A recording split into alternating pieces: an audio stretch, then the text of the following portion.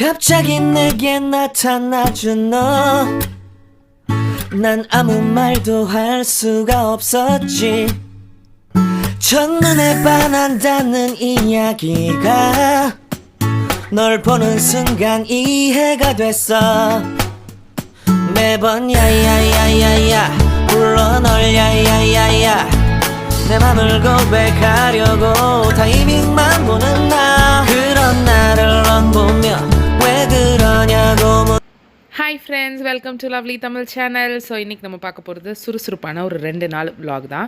So சரசரன்னு அந்த 2 நாள் போணுச்சு அதில் என்னெல்லாம் நடந்துச்சு அப்படிங்கிறத தான் ஷேர் பண்ண போகிறேன். ஃபஸ்ட்டு ரொம்ப நாளாக எதிர்பார்த்துட்டு இருந்த புக் ஷெல்ஃப் வந்துருச்சு. ரொம்ப நாளாக எதிர்பார்த்துட்டு இருந்தேன், கிட்டத்தட்ட ஒரு 18 நாளுக்கு அப்புறம் வந்திருக்கு அப்படின்னு நினைக்கிறேன். புக் ஷெல்ஃப் வந்துருச்சு. இது 2 பாக்ஸாக கொடுத்துருக்காங்க. ஸோ இதை இப்போ பிரித்து இது வந்து DIY தான், நம்மளாவே ஃபிட் பண்ணிக்க வேண்டியதான். ஸோ பிரிச்சுட்டு என்னென்ன இருக்குது அப்படின்னு பார்க்கலாம். இங்கே பிரிச்சுட்டு ரூம்குள்ளே எடுத்துகிட்டு போயிடலாம் அப்படின்னு இங்கே ரொம்ப டிஸ்டர்பாக இருக்கும் அப்படிங்கிறதுக்காக பிரிச்சுட்டு இந்த தனித்தனி பீசஸ் மட்டும் எடுத்துகிட்டு போகிறோம். இது ஒரு பெரிய பாக்ஸ், இது ஒரு பெரிய பாக்ஸ் மொத்தமாக கொடுத்துருக்காங்க.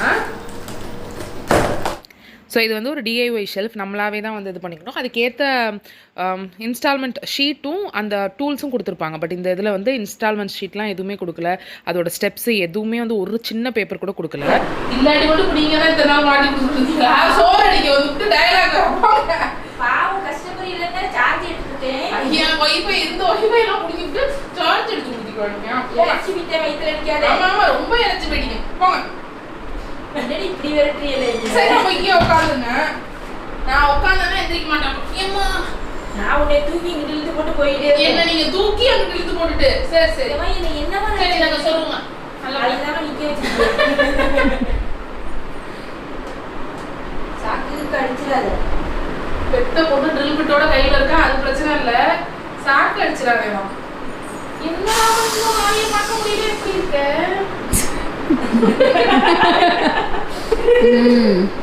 என் பேர் ஆளுதான வீட்டுக்குள்ள செஞ்சுட்டு மேல பேசாம இல்லை ஏன்னாத பால் பண்ண என்ன ஆளையே பார்க்க முடியல. நீ என்ன கௌசி இப்போ வீடியோ எடுத்துகிட்டு இருந்ததை பார்த்து அம்மா நிப்பாட்ட சொல்லிட்டாங்க. ஆக்சுவலாக அம்மா வீட்டில் கரண்ட் இல்லை அப்படின்னு சொல்லிட்டு தம்பிக்கு சாதம் மிக்சியில் அடிச்சுட்டு போகலான்னு வந்தாங்க. அண்ணன் இப்போ ஊரில் இருக்காங்க, வேலை விஷயமா ஊருக்கு போயிருக்காங்கிறதுனால அண்ணியும் தம்பியும் அம்மாவோட தான் இருக்காங்க. ஸோ நான் சொல்லிட்டு இருந்த மாதிரி இதுக்கு நமக்கு இன்ஸ்டால்மெண்ட் ஷீட்லாம் எதுவுமே கொடுக்கல. அப்புறம் அவங்களுக்கு கஸ்டமர் கேர் கால் பண்ணதுக்கப்புறம் வேறு ஏதோ ஒரு ஷெல்ஃபோட இதுதான் இருக்குது, இதோடது கரெக்டாக இப்போதைக்கு இல்லை அப்படின்னு சொல்லியிருந்தாங்க.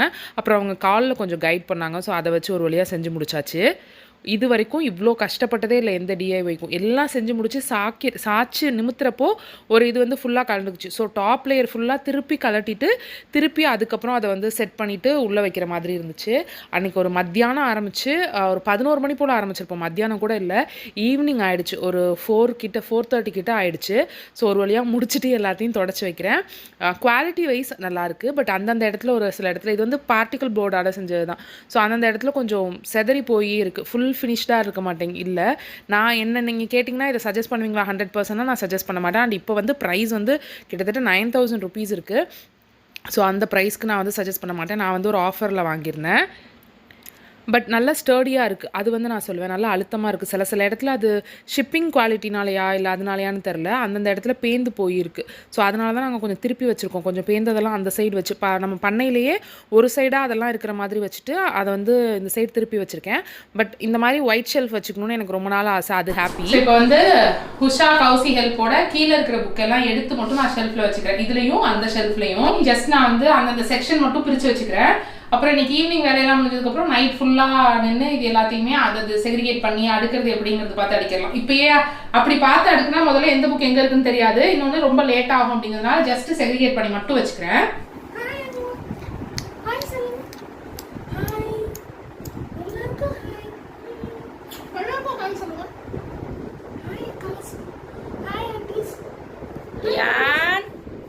அன்றைக்கி அதுக்கப்புறம் நான் எதுவுமே பண்ணல. செல்லக்குட்டி வந்ததும் ஸோ அவனோட கொஞ்சம் நேரம் கொஞ்சிட்டு இருந்தோம். அப்புறம் தம்பியை கூட்டிகிட்டு பக்கத்தில் கொஞ்சம் கடைக்கு போகலாம், பால் இதெல்லாம் வாங்கிட்டு வரலாம் அப்படின்னு சொல்லிட்டு அம்மாவை கூப்பிட்டு கடைக்கு போயிருந்தேன். தம்பியும் எங்கே வந்திருக்கோம்? அம்மாவோட கொண்டையோடையே திரியிறோம். சார் பொழுதானிக்கும் ஏதாவது பேசிக்கிட்டே தான் இருப்பார். பட் அவனை செல்ஃபோன்லாம் கையில் கொடுக்குறதில்ல அப்படிங்கிறதுனால செல்ஃபோன் பார்த்தா அப்படியே உத்து பார்ப்பாங்கல்ல, அந்த மாதிரி நம்ம ஷூட் பண்ணையில் பார்க்க ஆரம்பிச்சிடுறேன். அப்புறம் அம்மா அண்ணி தம்பி எல்லாம் போயிட்டாங்க. நைட்டு மாமா வந்து நான் பரோட்டா கொடுக்க சொல்லியிருந்தேன். பரோட்டா வந்து இந்த மாதிரி ஃப்ரைடு பரோட்டா அது என்னது மசாலா பரோட்டா மாதிரி பண்ணி சாப்பிட்ணுன்னு ஆசையாக இருந்துச்சு.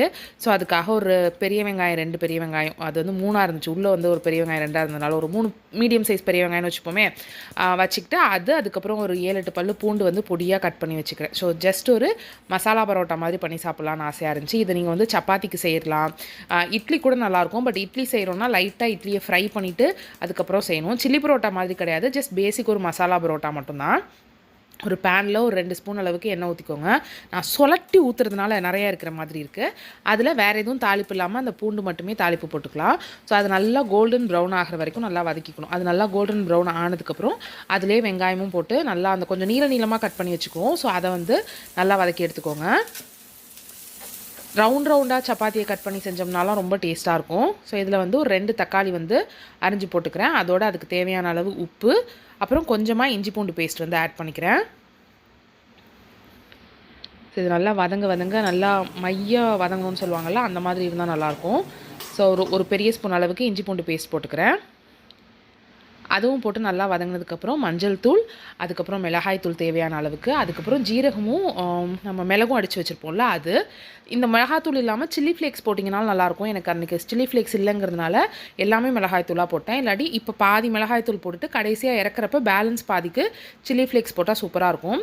ஸோ எல்லாம் வதங்கினதுக்கப்புறம் கொஞ்சமாக தண்ணி ஊற்றி அது கொதிச்சதுக்கப்புறம் அதில் நம்ம வந்து இந்த பரோட்டா வந்து கட் பண்ணி வச்சுருக்கதை போடணும்.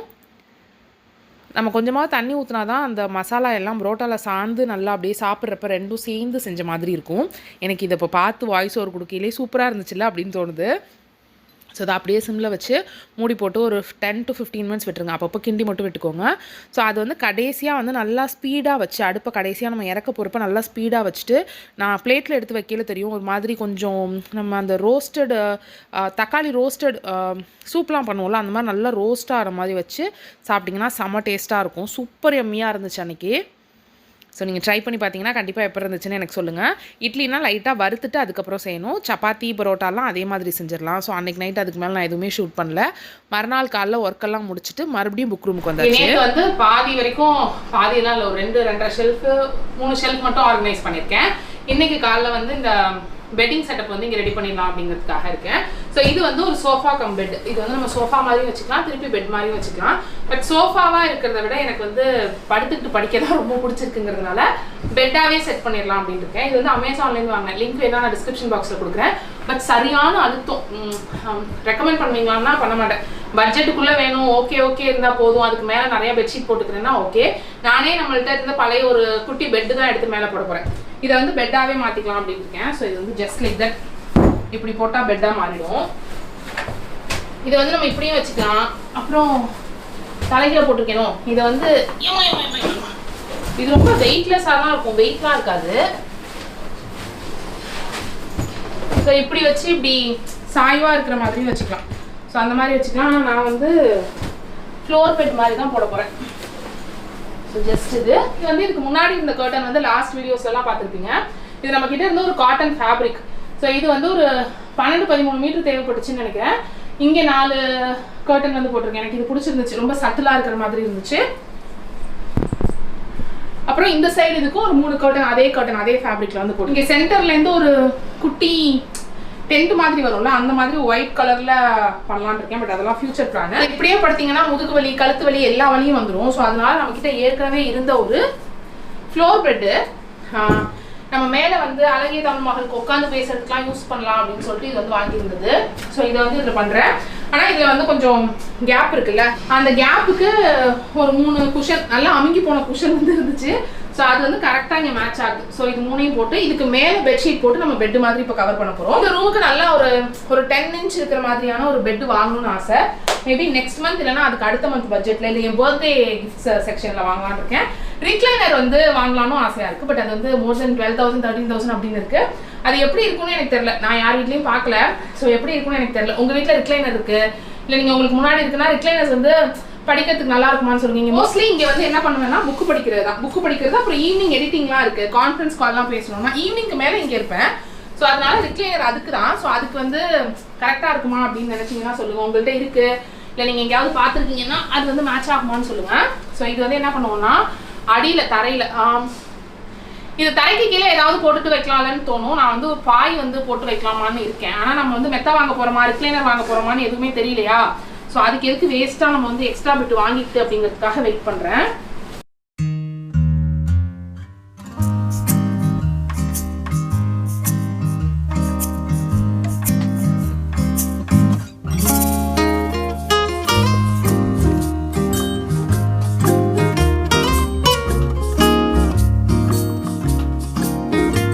ரெண்டு பெட்ஷீட் வந்து கவர் பண்ணியிருக்கேன். இதுக்கு மேலே உங்ககிட்ட இருந்தாலும் நீங்கள் கவர் பண்ணலாம். இல்லை உங்கள்கிட்ட நிறைய கம்ஃபர்டர் இருக்குன்னா கம்ஃபர்ட் வச்சு கவர் பண்ணலாம்.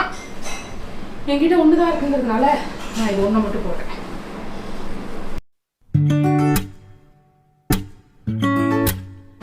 இதுக்கு கீழே சின்னதாக ஒரு கார்பெட் மாதிரி இது பெருசு, அதை 4ஆக மடிச்சு போட்டிருக்கேன். எடிட் பண்ணுறப்பையோ இல்லை பிளான் பண்ணுறப்பையோ இந்த டேபிள் எடுத்து இந்த இடத்துல வச்சுக்குவேன். இது May 1. ஸோ நேற்று நைட் நான் வந்து பிளான் பண்ணேன். ஸோ மே மந்த்துக்கான பிளானிங் வந்து நேற்று வந்து முடிச்சுது.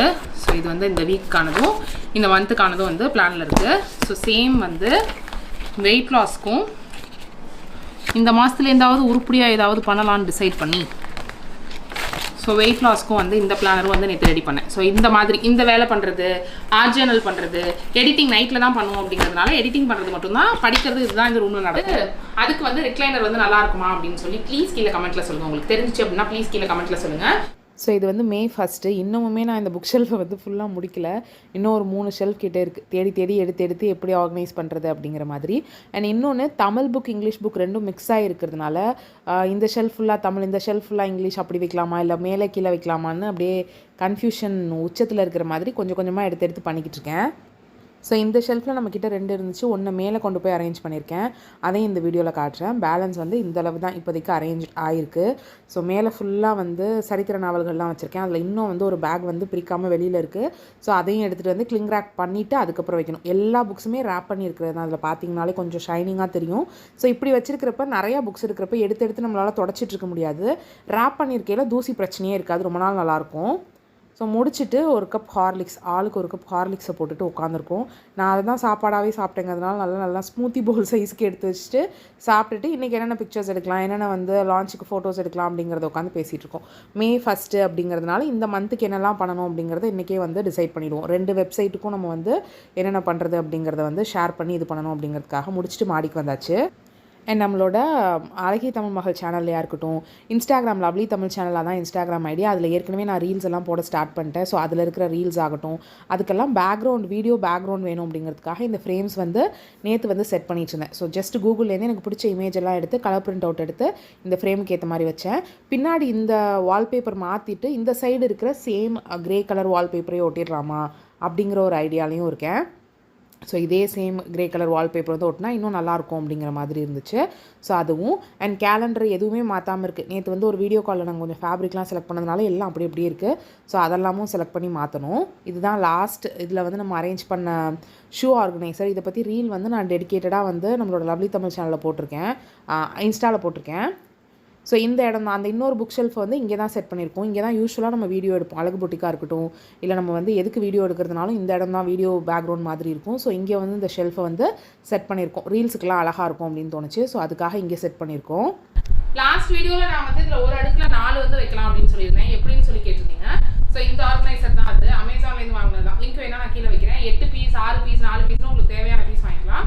ஸோ இதில் வந்து கீழே 1 மேலே 1 இப்படி வச்சிடலாம். ஸோ ஒரு செருப்புக்கு மேலே இன்னொரு செருப்பு வச்சு அமுங்காது. ஸோ அதனாலேயும் நமக்கு வந்து இது நஞ்சு போகிறது, இந்த ஸ்டோன்ஸ் எல்லாம் ஒரு மாதிரி ஆகும், அந்த மாதிரி இல்லாமல் இருக்கும். ஸோ அதனால அப்படி வச்சு அப்படியே இருக்குள்ள இது ஃபுல்லாகவே அப்படி தான் வச்சிருக்கேன். ஃபுட்வேர் கலெக்ஷன் வீடியோ என்ன கீழே சொல்லுங்கள். நான் வந்து அழகிய தமிழ் மகளில் பண்ணுறேன். ஷூ எல்லாம் அப்படி வைக்க முடியாதுங்கிறதுக்காக ஷூ எல்லாம் தனித்தனியாகவே வச்சிருக்கேன். இந்த ஒரு ஷூ வைக்க மட்டும் இடம் வந்து மேலேயும் கீழே வச்சிருக்கேன். மற்றபடி ஷூஸ் எல்லாமே தனித்தனியாக தான் செப்பரேட்டாக வச்சுருக்கேன். மோஸ்ட்லி இந்த மாதிரி ஷூஸ் தான் நான் வியர் பண்ணேன். மேக்ஸிமம் இந்த மாதிரி ஷூஸ் தான். ஸோ அதில் தான் நிறைய கலர்ஸ் வந்து இருக்கும். இந்த ஒரு பிங்க்கு, இங்கே ஒரு பேபி பிங்க், இங்கே ஒரு ஒயிட்டு, கேன்வாஸ் ஷூ மட்டும் ப்ளூ ஜீன்ஸில் வந்து ஒன்று வச்சுருக்கேன். அப்புறம் மல்டி கலரில் மேக்ஸி ட்ரெஸ்ஸஸ், நீலந்து ட்ரெஸ்ஸஸ்லாம் நீங்கள் போடுறீங்கன்னா இந்த மாதிரி ஷூஸ் போட்டிங்கன்னா ரொம்ப அட்டகாசமாக இருக்கும், ரொம்ப அழகாக இருக்கும். நீக்கு பிலோக்கு வந்து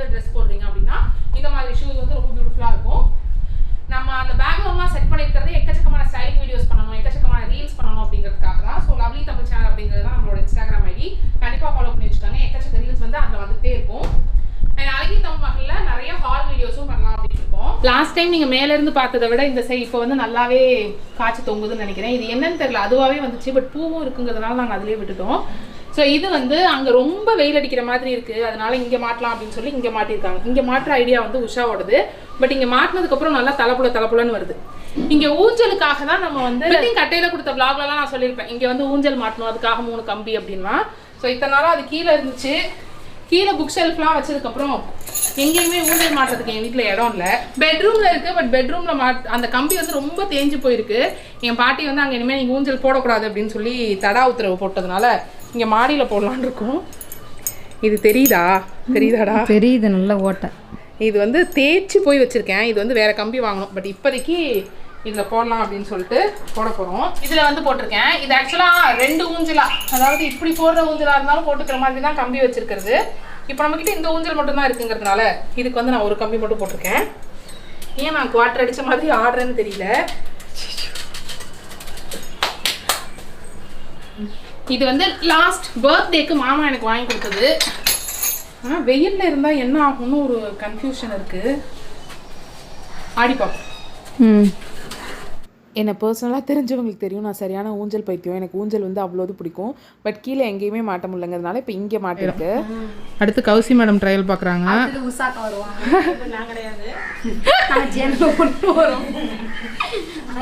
நம்மளாவே உந்தி உந்தி ஆடிக்கிறோம். இன்னும் கொஞ்சம் இறக்கணும்டா. சுத்தமாக எனக்கு கால் எட்டலக்கா. எனக்கே எட்டலடா. 7 அடியில் இருக்கிறவங்கள பார்த்துக்கங்க. ஊஞ்சல் மாட்டின அன்றைக்கே மழை வந்துருச்சு. செம்ம ஜாலியாக இருந்துச்சு அங்கே உட்காந்து ஊஞ்சல் ஆடுறது. அந்த மழை நிற்கிற வரைக்கும் நான் அதிலே தான் ஆடிட்டு இருந்தேன். தலையெல்லாம் நனையில, ஏன்னா மேலே வந்து நமக்கு இருக்குன்னு காலை நீட்டினதுனால நனைஞ்சிச்சு. இன்றைக்கி வந்து 3ஆம் தேதி நைட்டு நான் அந்த ஆடியோ கொடுத்துட்ருக்கேன். இன்னும் டெய்லி வந்து மழை இருந்துக்கிட்டே இருக்குது. டெய்லி உட்காந்து ஆடிக்கிட்டே இருக்கேன். அவ்வளோ ஹாப்பியாக, அவ்வளோ அப்படியே நம்ம சாந்தமாக ஆகிடுவோன்னு சொல்லுவோம்ல, அந்த மாதிரி இருக்குது. நான் அங்கே கொடுத்த ஆடியோலாம் அதுதான். ஆனால் அது வந்து காதில் விழவே இல்லை. அதனால் இப்போ நான் கொடுக்குறேன். ஸோ உங்களுக்கு இந்த வீடியோ பிடிச்சிருக்கும் அப்படின்னு நினைக்கிறேன் ஃப்ரெண்ட்ஸ். ஏதாவது யூஸ்ஃபுல்லாக இருந்திருக்கும், கொஞ்சம் என்டர்டைன்மெண்ட்டாக இருந்திருக்கும், பார்க்க உங்களுக்கு முகத்தில் ஒரு சிரிப்பாவது வந்திருக்கும் அப்படின்னு நினைக்கிறேன். உங்களுக்கு இந்த வீடியோ பிடிச்சிருந்துச்சுன்னா கீழே இருக்க லைக் பட்டனை கிளிக் பண்ணி லைக் பண்ணுங்கள். நீங்கள் இந்த வீடியோ பற்றி என்ன நினைக்கிறீங்க அப்படிங்கிறத ப்ளீஸ் கீழே கமெண்ட் செக்ஷனில் சொல்லுங்கள். இவ்வளோ தூரம் இந்த வீடியோ பார்த்துருந்தீங்கன்னா thank you so much. Have a great day. Bye.